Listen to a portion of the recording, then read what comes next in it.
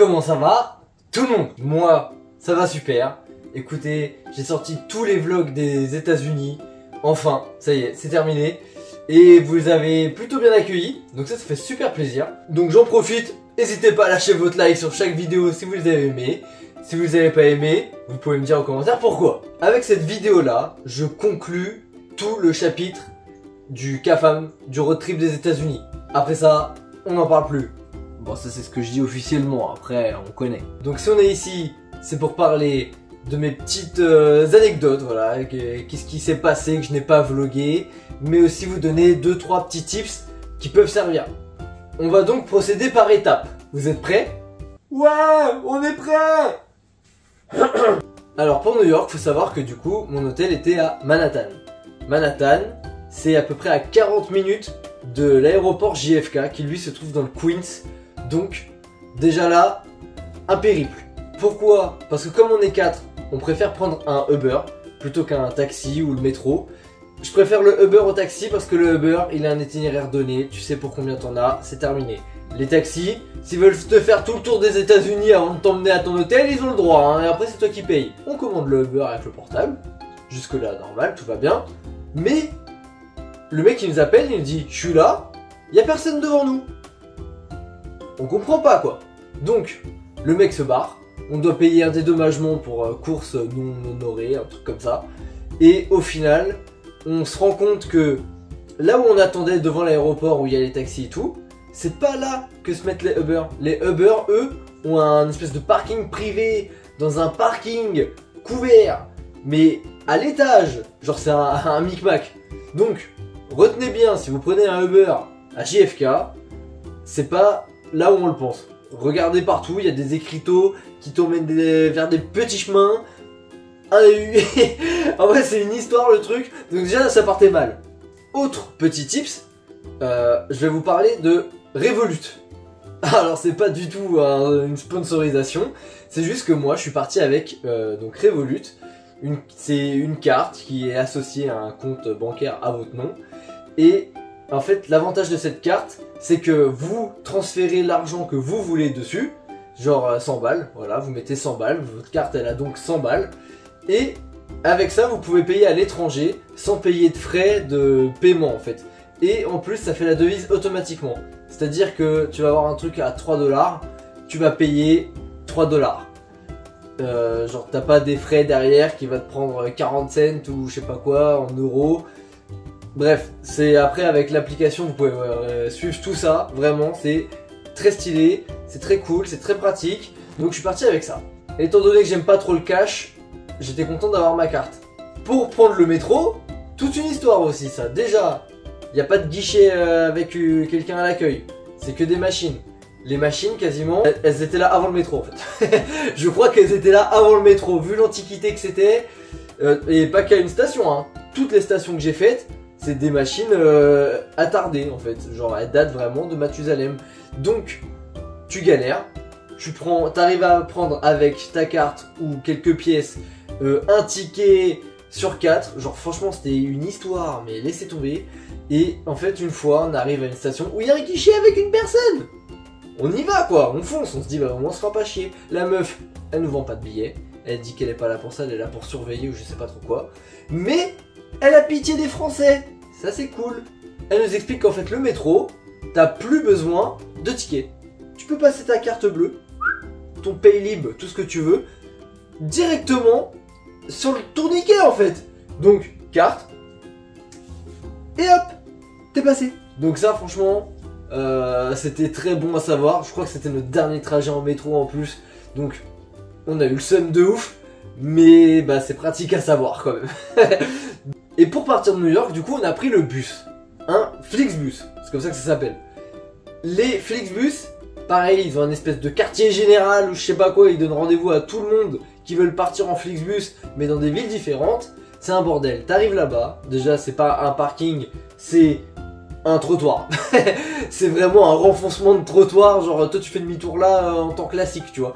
Eux, t'as 5 bus qui se garent comme ils peuvent, un mec, un chauffeur qui est souvent asiatique, hein, c'est comme ça, je stéréotype pas, j'ai vu que des asiatiques, qui sortent et qui n'ont pas de pancarte hein, pour beaucoup, et qui gueule, genre Houston ou Philadelphie ou que sais-je, tu vois. Donc, en fait, il faut que tu prêtes l'oreille, quoi. Alors tout le monde se met en rond partout, ils veulent savoir, en fait c'est pas leur bus, c'est l'autre là-bas, mais le tien en fait il est en retard, il est pas encore arrivé, donc un bordel, on a galéré à trouver notre bus, heureusement on l'a trouvé dès qu'il est arrivé, au final ça a été plutôt vite vu que c'était le dernier, le seul qui était en retard c'était le nôtre, donc voilà, mais ouais les Flixbus préparez-vous, hein, c'est un univers quand même. Bon pour Philadelphie, Washington, j'ai rien à vraiment signaler, tout s'est plutôt bien passé. Là où la Nouvelle-Orléans, c'était le festival là. Et je parle pas de Mardi Gras. Pour commencer, on continue avec le Uber. On va en prendre un. Le mec, il arrive, il nous recale. Pour lui, on était 4, donc on pouvait pas rentrer dans sa caisse. Alors qu'on rentrait largement. Mais je sais pas, je crois qu'il avait des affaires à lui sur le siège passager. Il voulait pas les bouger. Donc pareil, dédommagement de Uber. Ça fait chier. Mais au moins, on a pu avoir le chauffeur suivant. Et ça, c'était grave cool. Parce qu'il était vraiment trop gentil. On me voit vite fait dans la vidéo de la Nouvelle-Orléans discuter avec lui. Il était vraiment très très sympa. On arrive au Airbnb, on le trouve chambé. De courte durée, mais on le trouve chambé. Et on décide d'aller au Walmart faire des courses. Donc on prend Uber, tout se passe bien. On arrive au Walmart, on fait les courses. Et... attends, on fait les courses une fois ? Non, non, non. On les fait 2 fois. Et pourquoi ça ? Parce que... on a posé le caddie sur le côté d'une allée, hein, comme on fait en France, pour aller chercher genre 2-3 produits ailleurs. C'est pas on revient, il n'y a plus de caddie. On doit tout refaire à zéro. Genre, c'était lunaire, on a fait tous les rayons, il n'y avait plus notre caddie. Mais vraiment en 3 minutes, une dinguerie. Donc, on a refait toutes les courses, comme je disais. Et après, donc on a croisé Séverine, dont je parle pareil dans la vidéo. Et elle nous explique qu'en fait ça arrive tout le temps. Et on pensait que c'était genre les employés de Walmart qui rangeaient les articles en pensant que c'était abandonné. Mais non, en fait c'est des gens qui te prennent ton caddie. Et elle lui dit pourquoi ? Pourquoi du comment ? Aucune idée. Mais voilà, des gens te taxent ton caddie, du coup tu te retapes toutes tes courses. Et, et c'est un peu chiant, franchement c'est pas fou. Après ça du coup on rentre au Airbnb, on décide de se préparer à manger pour plusieurs jours, genre 2-3 repas, hein, pas tout de ouf non plus, mais comme ça on sera tranquille, on aura pas à se faire chier. Sauf que, eh ben le train, du coup ça nous casse les couilles, donc on veut partir, donc on doit manger l'équivalent de 3 repas en une fois à 10h du mat, parce qu'il faut rendre le Airbnb à 11h vu qu'on l'a annulé du coup. C'est super! On a quitté la Nouvelle-Orléans, enfin, c'était plutôt cool en vrai, mais les galères on les a laissées là-bas, hein. Et on prend l'avion direction le Mont Rushmore. Sauf que pour aller à Rapid City au Mont Rushmore, du coup, on doit faire une halte à Dallas, Texas. Pour après prendre un autre avion direction Rapid City. Et c'est pas, on est des galériens, on arrive de justesse, on va dire, à l'aéroport de Dallas. On doit courir sa mère pour prendre notre autre avion qui va pas nous attendre lui, tu vois. Du coup, on arrive pile à la porte d'embarquement au moment où la meuf avec son micro elle dit fermeture des portes, mais comme dans les films, hein, j'abuse même pas. On a couru de ouf, on monte dans l'avion, je vois quoi partout? Des cow-boys. Tu sais les mecs, chapeau, moustache, Santiago, vraiment c'était trop drôle. Genre pour la première fois de ma vie, je me suis dit je suis pas trop à ma place là, c'est trop bizarre. Et bon après le vol s'est bien passé, mais c'était franchement trop marrant. Tu sais, tu imaginais vraiment taper leur meilleur country dans l'avion là, genre ça aurait été trop drôle. Après on arrive à Rapid City, on récupère la voiture, ça prend un peu de temps parce qu'on a 2 conducteurs, donc faut beaucoup de papiers. Je sais même pas si c'était vraiment utile tout ça, genre ils nous ont demandé nos logements là-bas, c'est les adresses. Pourquoi? Bon, je pense que c'est une question de sécurité. En soi ça change rien vu qu'on n'arrêtait pas de vadrouiller, donc bref.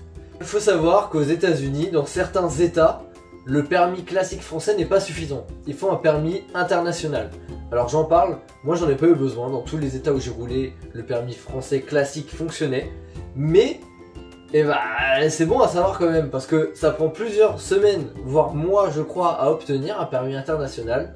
C'est rien de fou, hein. Il faut juste remplir un document sur ANTS. Et après, normalement, c'est bon. Je crois qu'il n'y a rien à payer, je suis pas sûr. Du coup, j'en ai pas eu besoin. Bref, Mais voilà, c'est bon à savoir pour vous si jamais vous prévoyez d'aller faire un road trip aux États-Unis. Vérifiez les états dans lesquels vous allez, vérifiez les permis. Et voilà, après il n'y a plus qu'à y aller. Et comme on parle d'autoroute, il faut que je vous parle des stations-service. Alors les stations-service, c'est spécial aussi. En fait, il n'y en a quasiment pas. C'est-à-dire qu'il y a une station-service à peu près tous les 60 bornes, peut-être plus. Donc faites bien attention à votre jauge. Vaut mieux y aller plus souvent et avoir bien le plein que se dire je suis large, il me reste un quart et en fait tu te retrouves sur les rotules après, t'es dans la merde. Donc n'hésitez pas à aller faire le plein, franchement c'est pas très long et vaut mieux prévenir que guérir parce que plusieurs fois nous on a eu la goutte au front, hein. Franchement c'était tendu. Mais on n'a pas fait que de l'autoroute. Pour aller au Monument de Vallée, on a aussi fait des petites routes et là c'est pareil, c'est assez spécial parce que comme t'es au milieu de nulle part, et bah tu vois plein de petites villes, mais à 1 heure de route les unes des autres à peu près. Franchement c'est spécial on va dire, mais pour eux c'est normal en fait. Mais du coup, dans chaque ville, il y a un hôpital, une caserne des pompiers, les fast-food, pas des centres commerciaux j'abuse, des supermarchés, etc., etc. Toi l'hôpital le plus proche est dans la grosse ville la plus proche on va dire. Eux, comme tout à 1 heure de route, forcément, t'es obligé d'avoir des hôpitaux ou des cliniques ou des trucs comme ça, des trucs importants dans chaque petite ville. Sinon, bah, tu kennes en fait. Et faut savoir aussi du coup qu'à Monument de Vallée, le vent, il est abusé. Genre la nuit, ça fait un bruit de zinzin. On a hyper mal dormi. Sûrement ma pire nuit, alors que j'ai très peu dormi tout le reste du voyage. Mais alors là, c'était hardcore. Mais bon, on arrive à passer la nuit et on roule direction le Grand Canyon. Arrivé au Grand Canyon, forcément, c'est un endroit sec. C'est un endroit où il y a de la verdure. Donc qu'est-ce qui se passe? Il y a des feux. Il y a des panneaux partout qui disent attention au feu, machin, tout ça. Et on en a vu un au loin. Alors on n'a pas vu les flammes, tout ça, mais on a vu de la grosse fumée et tout. Donc, si vous êtes fumeur, vous voulez aller au Grand Canyon, prenez des clopes électroniques. Parce que vraiment, bah, je vais être chiant, hein. Mais les clopes, ça fait des ravages malheureusement. Faites attention à vous, à l'environnement. Surtout que là-bas, il y a aussi beaucoup de faune. On a vu des grosses biches immenses. Genre les nôtres à côté, c'est des nains de jardin. Bah, dans les bois en fait, en train de manger, des trucs comme ça. Donc faites attention à tout ça. Et puisqu'on parle d'endroits secs et désertiques, Las Vegas, la ville de zinzin. J'ai beaucoup aimé Vegas, mais là-bas il faisait super chaud. Et c'est pas comme la Nouvelle-Orléans où c'était chaud et grave humide, le truc où tu transpires sans rien faire. Là c'était le soleil qui te cogne sur la gueule, genre tu le sens là, il est là, il te chauffe la poire, et tu subis en fait tout simplement, mais bah faut s'y préparer quoi, tu mets de la crème solaire, tu te ventiles, tu bois beaucoup, et ça passe tout seul. En plus, dans la plupart des hôtels, il y a la piscine gratuite, ça c'est cool. Et mon hôtel à moi, c'était un 3 étoiles, c'est celui qui est en forme de château, le Excalibur Hotel. Et franchement, je l'ai trouvé très cool. Déjà, il était pas cher du tout. C'était genre 40 balles la nuit pour une chambre pour deux. Et franchement, bah ça fait grave plaisir. Je sais pas, tu te dis pas qu'à Vegas, ton hôtel il va coûter que dalle, tu vois. Et là, on y allait en semaine au mois de juin. Et bah voilà, en fait, du coup, c'était grave moins cher que le week-end où c'est que je crois que c'est à double voire triple prix. Donc, pareil, un petit tips, si vous allez à Vegas, allez-y en semaine. Pour finir, on va parler vite fait de Los Angeles. Donc les embouteillages, vraiment, si vous devez y aller, prévoyez ça dans votre planning, parce que ça peut vous gâcher plein de choses sinon. Et puis voilà, armez-vous de patience, parce que c'est tout le temps, et c'est horrible. Après on a dû rendre la voiture là-bas du coup, et c'est la façon la plus bizarre que j'ai vue de ma vie de rendre un véhicule qu'on a emprunté. C'est-à-dire, on est arrivé à un espèce de dépose minute, une meuf arrive, me dit, tu laisses les clés sur la voiture, tu sors, c'est terminé. Genre je suis retourné la voir, je dis mais j'ai rien à signer, quoi que ce soit, tu vois, parce que bah j'ai pas envie de me faire débiter une caution d'une bagnole que j'ai rendue parfaitement, tu vois, on fait même pas un tour de vérif ou quoi, hein, que dalle. Elle me dit non c'est bon, vous pouvez partir. Bah du coup on a pris la navette pour l'aéroport, pas serein, et puis voilà, jusque là j'ai rien été débité, je touche du bois, parce que parce que le jour où ça va tomber, s'il y a un problème, en vrai je pense que ça aurait déjà dû tomber, mais voilà, je vais pas faire le mariole. Bon voilà, j'ai à peu près fait le tour du voyage. S'il y a des tips à retenir, donc retenez bien que le métro, vous pouvez le payer en carte bleue. Faire attention où les Uber sont censés vous récupérer. Vérifiez toujours votre jauge d'essence, n'ayez pas peur d'y aller. D'ailleurs là-bas le prix du gasoil c'est abusé, favorisez largement une essence. Pensez peut-être à faire un permis international. Allez à Vegas en semaine et pas claquer toute votre thune aussi. Ou gagnez-en un max, à voir, mais prenez pas de risques. Et puis pour finir, soyez pas surpris de la manière dont vous rendez votre voiture, c'est des Américains, ils sont complètement fous.